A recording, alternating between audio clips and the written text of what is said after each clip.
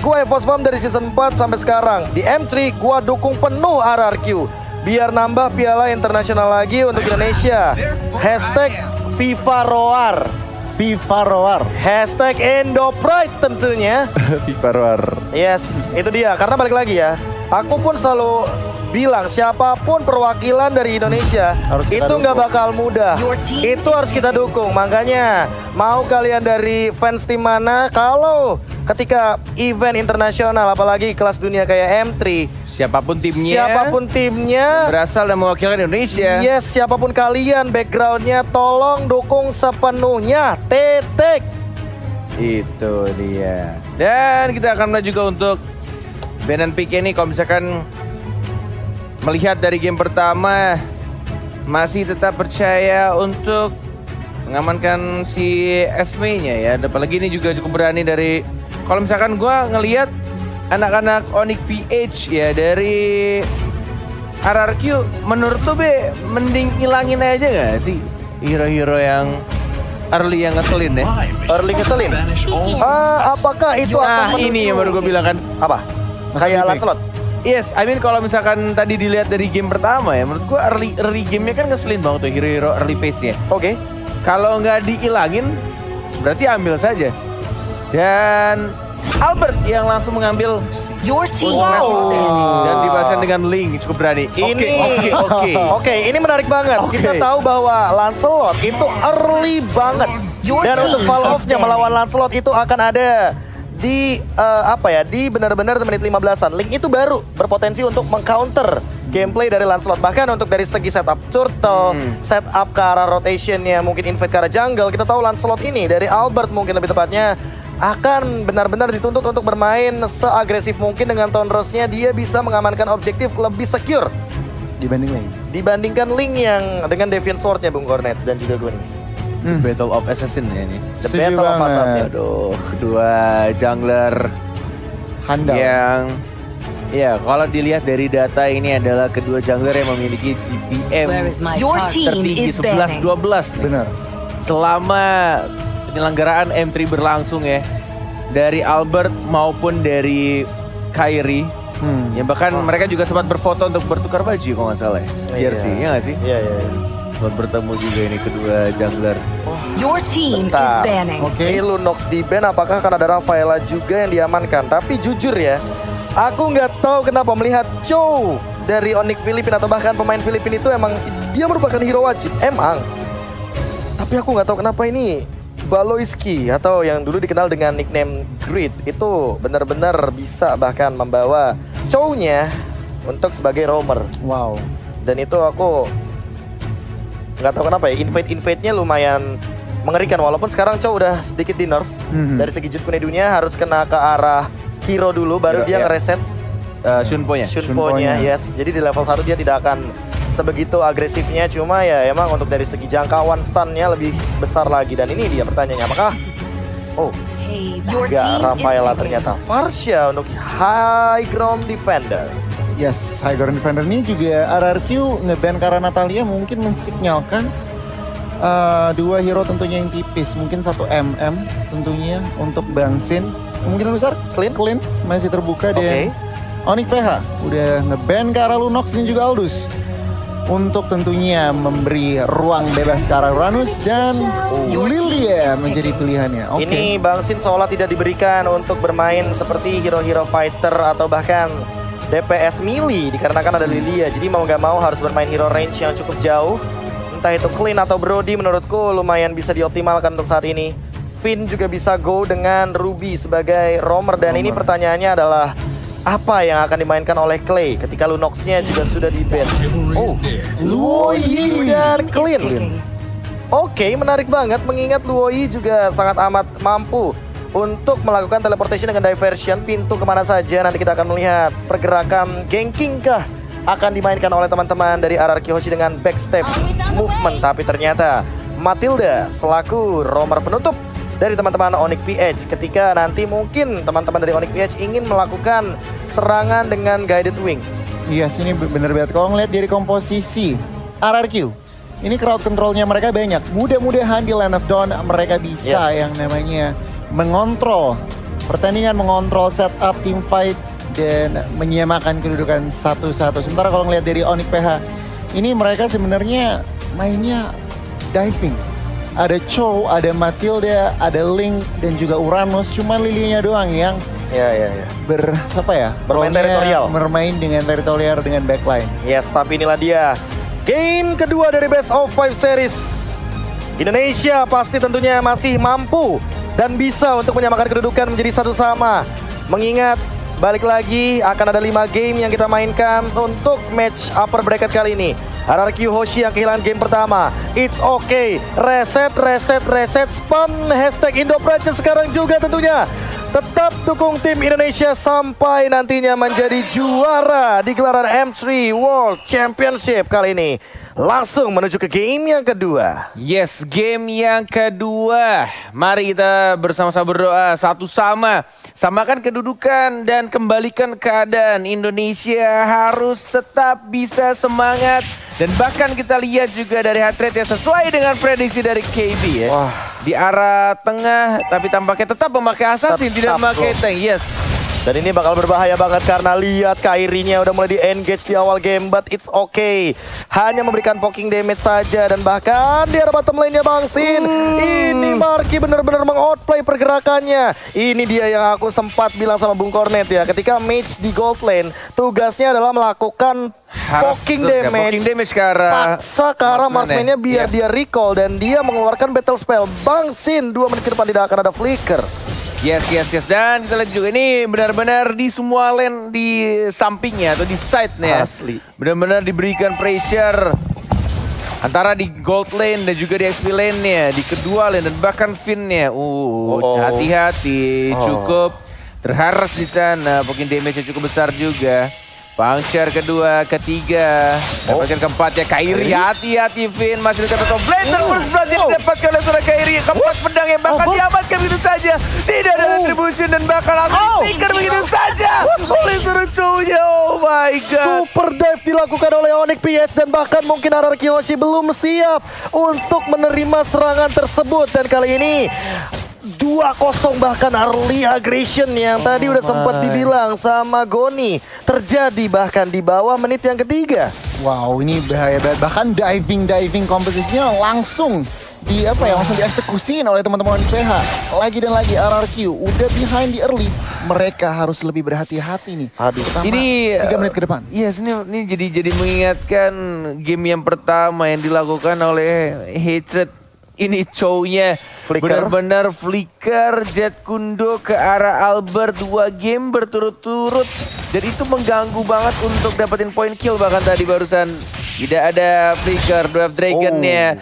Masih ada flicker untuk menyelamatkan diri dari seorang Clay ketika ada jeda waktu untuk melakukan Dwarf Dragon. Tapi kita lihat di sini sudah menuju ke arah Turtle. Belum ada yang nge-start dan tampaknya ini Kairi si smart play yang dilakukan tuh benar-benar kayak sabar banget nungguin dan bahkan dia diam-diam pengen dapetin 1 orange buff. Yes, dan dia pegang retribution kali ini. Albert harusnya sudah mulai menyadari bahwa dari orange buff-nya menghilang. Puncture mungkin akan ada satu pergerakan tapi ternyata langsung di retribution dengan cepatnya. Albert bakal dikejar Hatred tapi kali ini hanya mengamankan untuk Cyclone Eye dan retribution dari Albert juga sudah digunakan. Jadi tidak ada yang punya retribution. Turtle mungkin akan di-kiting saja. Hanya untuk tarik ulur dan tidak akan ada yang bergerak ke arah top lane. Wow, ini benar-benar kedua assassin dari anak-anak kita juga Onyx PH mencari space yang harus dia lakukan. Dan bahkan tadi Kairi benar-benar berani banget walaupun agak beresiko dan berhasil tuh dapetin 1 orange buff milik Albert. Dan bahkan ditarik begitu saja. Mencoba untuk di-start. Dari tim RRQ sudah ready untuk kedua retribution-nya. Half HP dari Turtle Eagle yang digunakan dan bahkan terkena seorang Albert ya sekarang bisa saja Turtle diamankan oleh tim RRQ dapat 1 point kill. Tempest of Blade mencoba untuk kabur dengan menggunakan Fist Poise-nya. Tapi kita di sini Albert ya dan bahkan 1 Falling Star bersama baik. Flicker sekarat darahnya, mencoba untuk langsung maju ke depan, dan R7 akhirnya men-shutdown pergerakan dari seorang Dlarsky. Yes, itu dia yang aku bilang, di mana Albert akan sangat memiliki keunggulan ketika di setup turtle. Dan kali ini lihat perlahan-lahan mulai snowball, dan pasti banget untuk mendapatkan keunggulan di early gamenya. 2 sama, dan bahkan lihat dari pergerakannya Kairi, dia tidak mau kalah kali ini. Walaupun Albert perlahan-lahan tapi pasti mencuri untuk dari segi EXP dan goldnya, tapi Kairi juga nggak mau ketinggalan. Lihat apa yang dilakukan, dia mirroring yang dilakukan oleh Albert rotasinya. Albert ke atas, Kairi ke bawah. Mungkin dia tahu kalau power spike-nya nggak untuk di early game, Bung Cornet. Iya, dia cari jungle ya, dia dapetin Kramernya.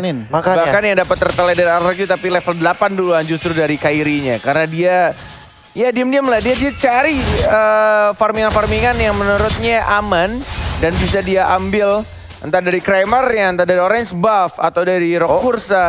Dan bahkan 3 orang di area bottom lane-nya masih bisa untuk dibersihkan. Dan Wave Dragon ke R7 ya, R7 masih mencoba untuk kabur tapi langsung dari musuh begitu saja, dan pin poinnya langsung mengamankan 1 poin kill terhadap seorang R7. Wah, lagi RRQ masih masih behind, tetapi ini benar-benar smart banget dari Kairi, makanin jungle-nya dari Albert. Dan itu yang harus diperhatikan, Beloyski masih selamat dengan 1 HP. Tapi jujur ya, ini temponya jadi slow banget gue nih. Diturunin. Iya, diturunin. Entah kenapa. Walaupun menggunakan assassin ya, tapi kali ini langsung ada I'm Offended begitu saja. Finn mencoba untuk mengincar karena Marky 4 hero, bahkan langsung ada Venom Execution, dan bahkan dihilangkan Bang Sin. Dengan kali ini quick draw-nya mendapatkan 1, dan bahkan lihat pergerakan dari Clay-nya. Dia nggak mau mid lane-nya hancur juga. R7 bakal langsung mengcover dengan cepatnya ke bagian mid lane. Falling Star Moon pun dilontarkan, dan bahkan Dlarsky sudah melakukan sedikit rotation ke arah bottom lane untuk menukarkan pergerakannya dengan Marky.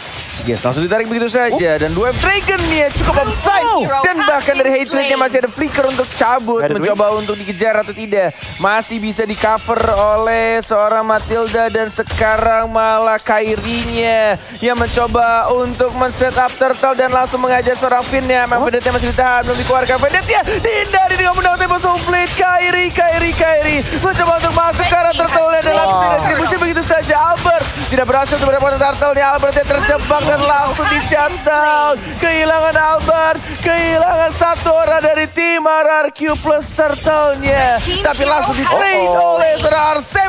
1 poin kill, mencoba untuk dapetin 2 poin kill. Bahkan R7 dapetin 2 poin kill. Flicker ke arah belakang, tidak boleh bernafsu, dan langsung recall ke base-nya. Ini dia, Clay bahkan langsung mengcover dengan cepatnya agar R7 mampu untuk pulang ke rumah. Udah ada Dominance Ice juga sebagai salah satu deny untuk regen HP dari Dlarsky.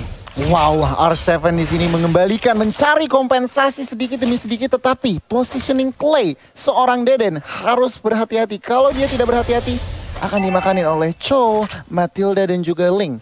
Dan untuk saat ini, gold cuman dari Onyx PH 1000. Tetapi RRQ harus lebih milih-milih teamfight juga sih masih.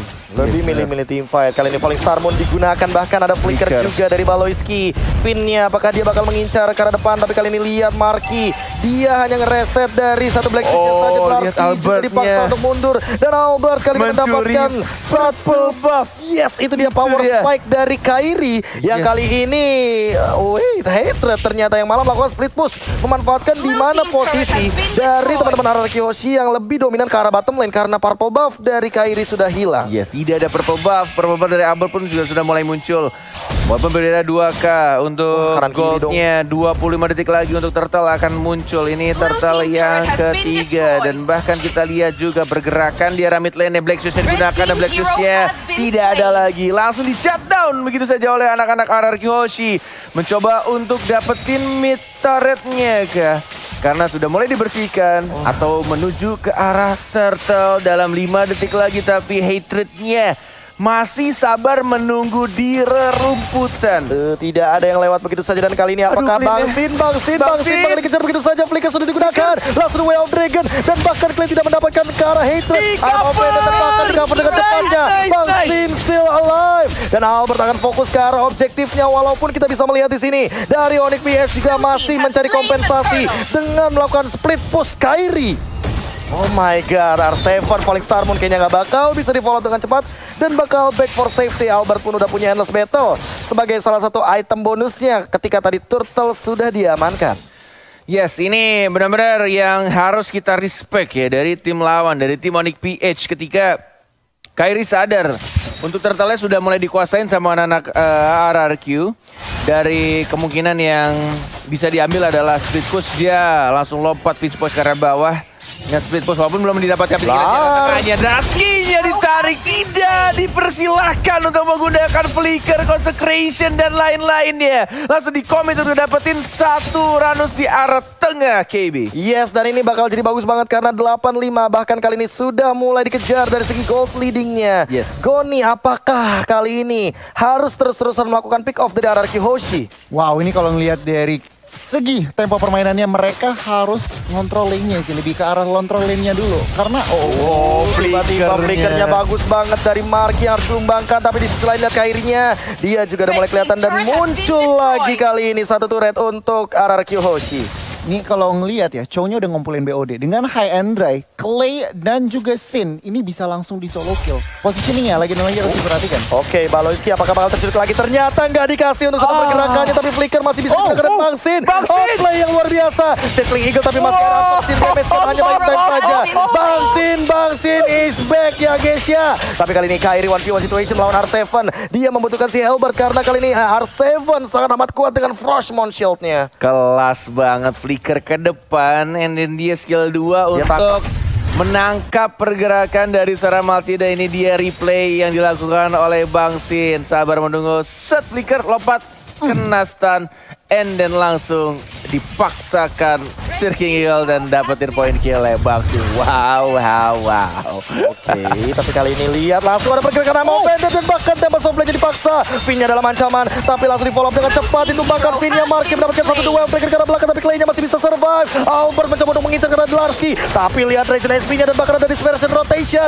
Langsung ada Circling Eagle ke arah belakang. Bang Sin masih bisa survive dan bahkan masih back for safety. Di cover oleh Bang Clay. Dan kali ini tidak ada korban jiwa tambahan, hanya Bang Pipin saja yang tumbang. Wow. Oke, kalau kita ngintip item, Dominance Ice sudah dipegang oleh Vin dan juga R7. Bahkan gak cukup dari itu, NOD juga diremankan Clay. Jadi benar-benar Dlarsky-nya dipaksa untuk berhati-hati. Sementara Marky dengan Genius One-nya, RRQ harus menjaga apa ya, nggak bisa ngasal nabrak. Nggak bisa asal nabrak untuk sekarang. Dlar harus benar-benar dia respect terhadap Dominance Ice dan bahkan lihat Kairinya udah langsung loncat-loncatan dan perlahan-lahan kali ini harus reset dulu. Apakah bakal ada serangan dadakan dan bahkan ada konsil di arah depan. Baloyski dikejar. Kairi dia benar-benar memaksimalkan makro play-nya dan R7 dia mencoba untuk memporak-porandakan diri di depan. Dlarsky juga dalam ancaman, tapi lihat ada diversion dilakukan kemana? Ke bagian mid lane saja. Yes, ke bagian belakang mereset menarik terlebih dahulu dari anak-anak RRQ. Tidak mau ngebuka untuk Lord-nya karena kita lihat juga di arah top lane-nya antara Chow dengan R7 sudah mengeluarkan Falling Star Moon yang kedua dan memaksakan Chow untuk kembali pulang. Sin atau Bang Sin kita lihat di sini sedang mencoba untuk mengharas. Finnya juga bersiap-siap dengan kombonya yang harusnya sudah mulai ada flicker, ada Ammo Bandit. Dan bahkan ini membuat dari kedua tim sudah mulai menjaga jaraknya. Tidak ada yang mau menyentuh atau fokus atau komit ke arah Lord-nya karena mereka lebih memilih untuk mengamankan atau memanage lane-nya. Sama-sama pintar banget dari kedua tim ini untuk memanage lane-nya, tidak mau ke push. Benar-benar mau dirapihin dulu untuk pergerakan minions wave-nya. Baik dari arah tengah, atas maupun bawah. Dan ini formasi 1-3-1-nya sih ngeri banget loh. Nick PH itu seolah bisa melakukan split push kemanapun mereka mau. Ada Link, ada Chow, jadi apalagi Chow-nya damage. Dan Vin, Ammo Bandit-nya miss. Hampir mendapatkan Kara Baloyski. Dan di sisi lain dari Kairinya akan 1v1 situation. Level 15 melawan level 13. Lihat R7-nya terpukul mundur. Tapi masih punya Frostmourne Shield. Dan kayaknya bakal lebih memilih untuk kembali. Pecah juga ya? Pecah lama-lama, net beda 2 level soalnya. Pakai apa dia? Mungkin menggunakan pistol. Udah bisa. Ya? Udah Maleficor. Maleficor udah harusnya. Udah.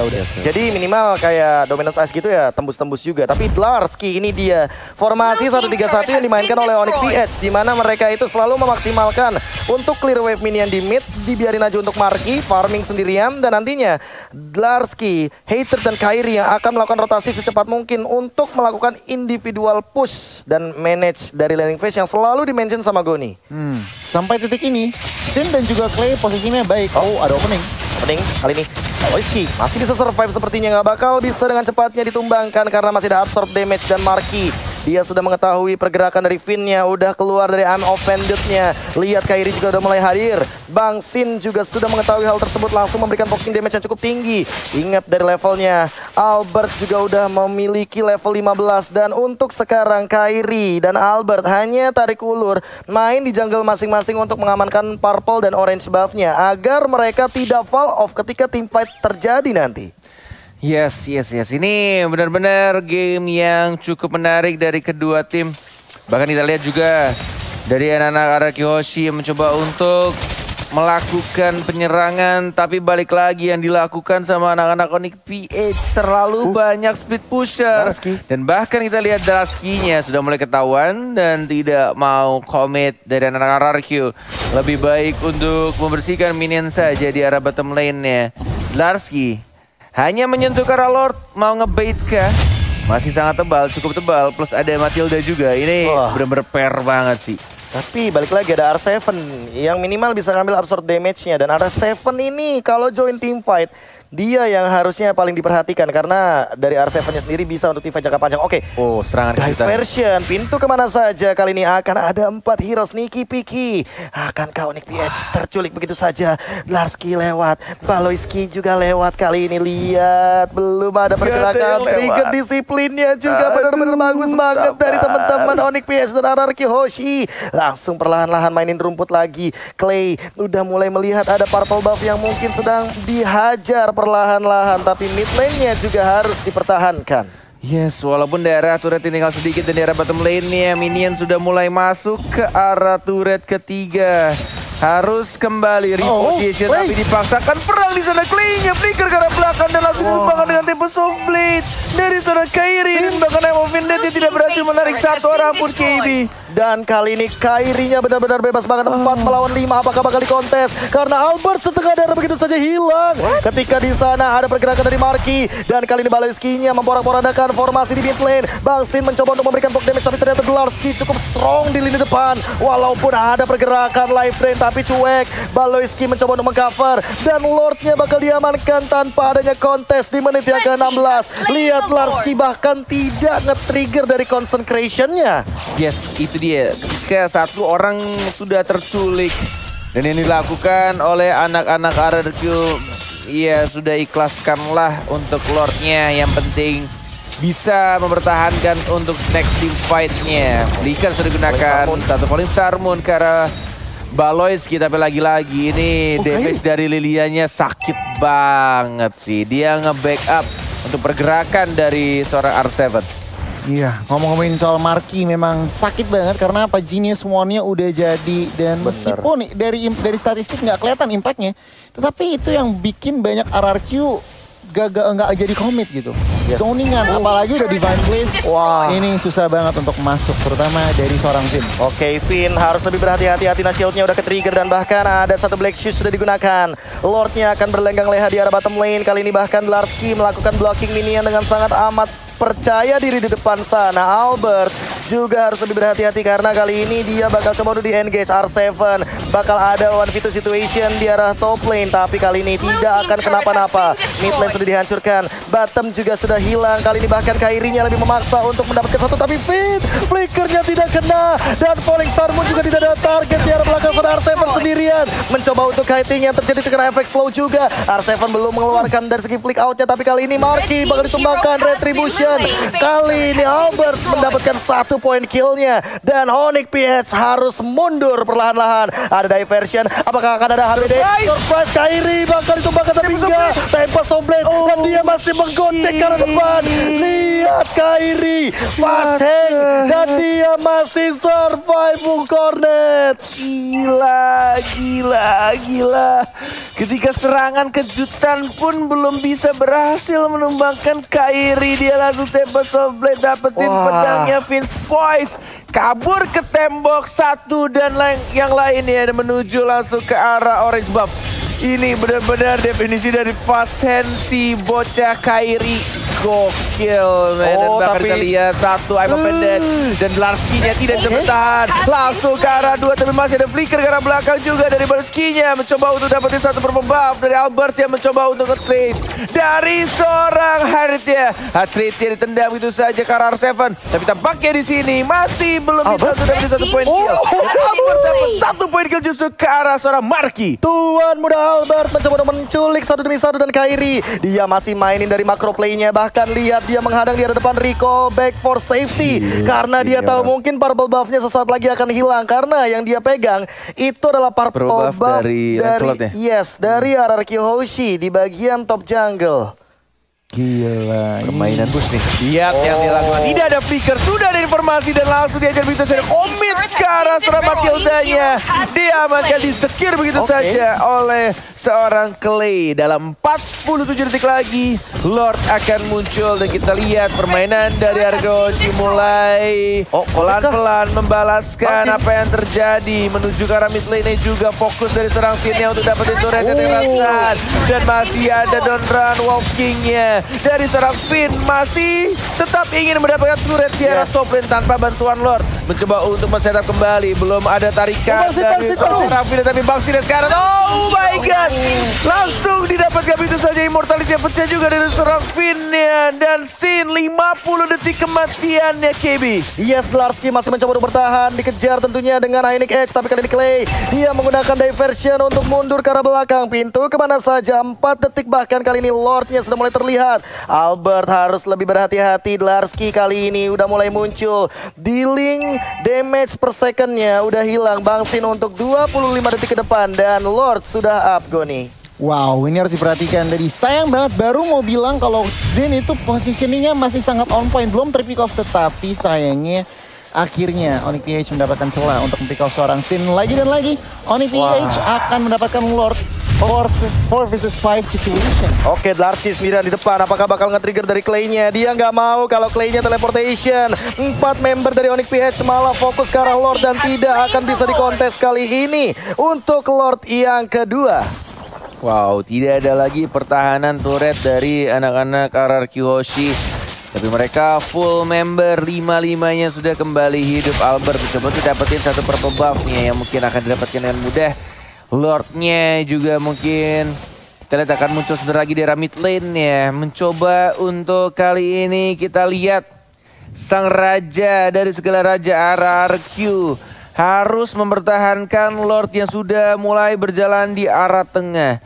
Dan bahkan kita lihat juga dari segi mapnya, anak-anak Onyx PH yang akan melakukan serangan dari 3 arah sekaligus. Dan lagi-lagi what the heck, immortal dipecah dan Police Harmon yang sangat baik timingnya. Tapi kita lihat di sini tanpa sampai sudah digunakan. Albertnya juga fokus ke arah minion-nya dan langsung menumbangkan Kairi-nya. Immortal dipecah dan dapat satu poin kill. Tapi base saja Onyx PH berhasil mendapatkan game yang kedua. Tipis banget dan itu Bangsinya tidak tersentuh sama sekali. Lihat bagaimana Albert juga mendapatkan double kill. Tapi ternyata tidak cukup dikarenakan 3 minion wave bergerak di waktu yang bersamaan.